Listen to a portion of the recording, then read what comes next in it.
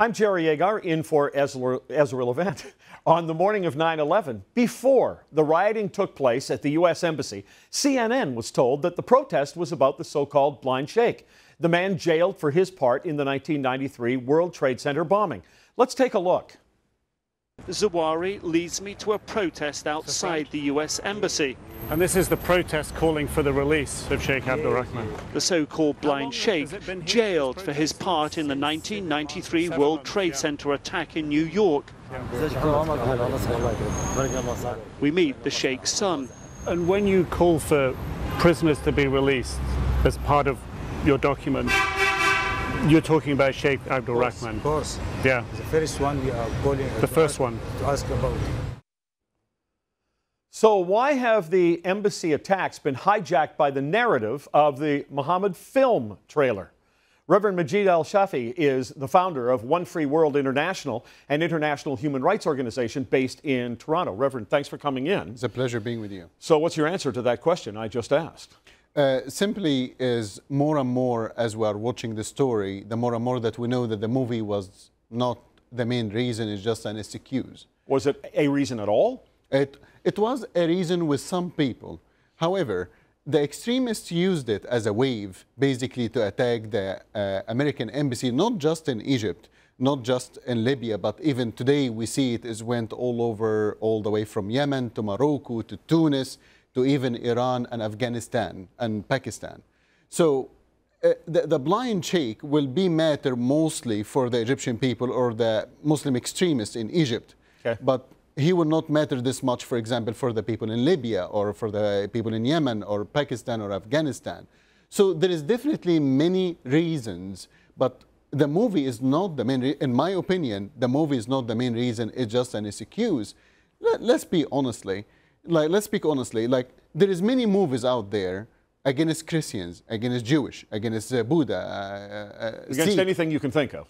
and they don't cause riot. Yes. You only cause riot when you are simply uncivilized, when you are basically have a hatred in your heart toward the West and the Americans, even though they helped liberate your country. Even though the ambassador that was just killed 2 days ago, he was working with the rebels, he was helping them, he was trying to rebuild their city. That's right. That means nothing to them. Let's take a second and go back, because it was 20 years ago, that 1993 bombing of the Twin Towers. Who's the blind sheikh? Sheikh Abdurrahman. And he's basically a man that he's a terrorist. He's one of the scholars that build all the theories of the Wahhabis. He is basically dealt with Ayman al-Zawahiri, which is right now the first commander of al-qaeda. He is one of his students. Ayman al-Zawahiri is one of his students. So he's a man that the fear here is, once he be released, and I think that they will try to push the Americans to release him. Where is he? He is right now in the prison in the United States. In the United States. In the United States. And Mohammed Morsi is going very soon to the United States to meet with President Obama, the Egyptian President Mohammed Morsi. And I think one of his requests will be, we'll stop the demonstration, we'll cool everything down, just give me this sheikh. The problem with Sheikh Abdurrahman, he can replace Osama bin Laden very easily, and he can be the head of al-Qaeda because he already the founder. Well, he was the head of Osama bin Laden. Exactly. It would be like a big homecoming. Exactly. So here we are, we're fighting the al-Qaeda everywhere and killed bin Laden a year ago and so on and so forth. And here we're turning around and we're giving back Sheikh Abdurrahman. Well, do you think that'll happen?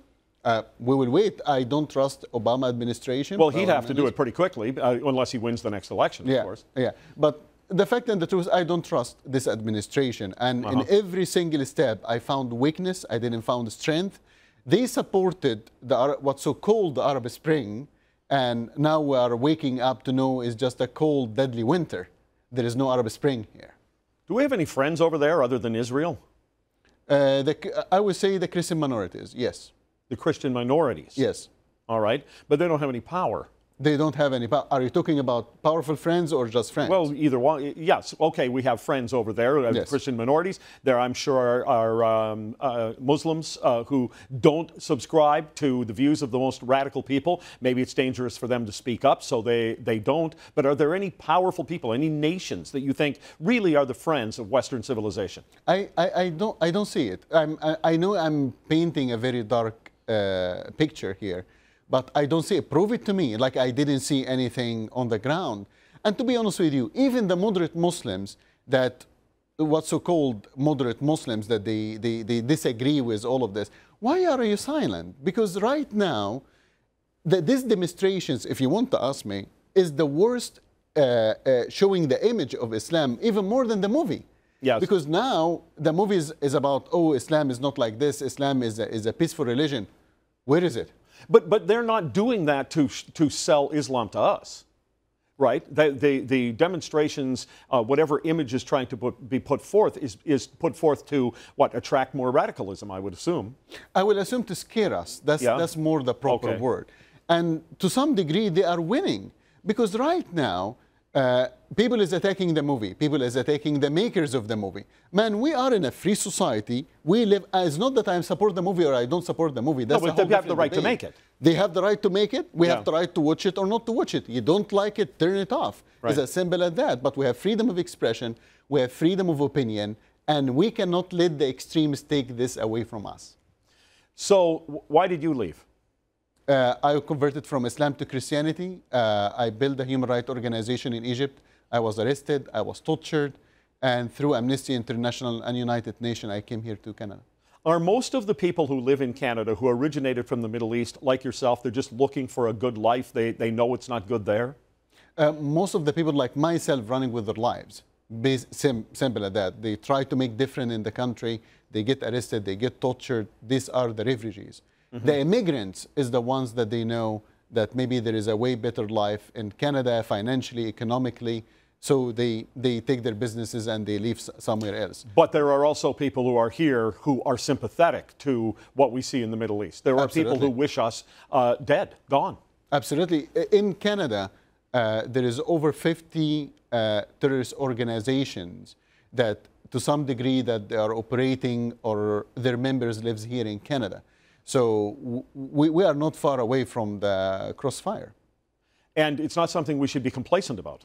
Absolutely. We should be vocal about it, or our freedom will be taken away from us. All right. I know after 9/11, people would say, well, where are the Muslims? Where are the people from the Middle East who will speak out? Well, you're one of them, but you're not Muslim. Does that make a difference in your willingness to speak out? I speak out, and as I said, even if you are moderate Muslims, you see, here is the point.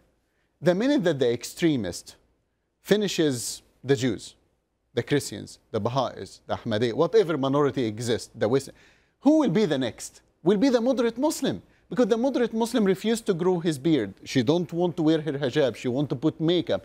So you will be the next target. Mm-hmm. So by being silent and say, oh, they hijacked our religion. Well, why did you let them hijack your religion? Speak up about the truth about your religion if that's the truth. Reverend, thanks for coming in. It's a pleasure. Thank you.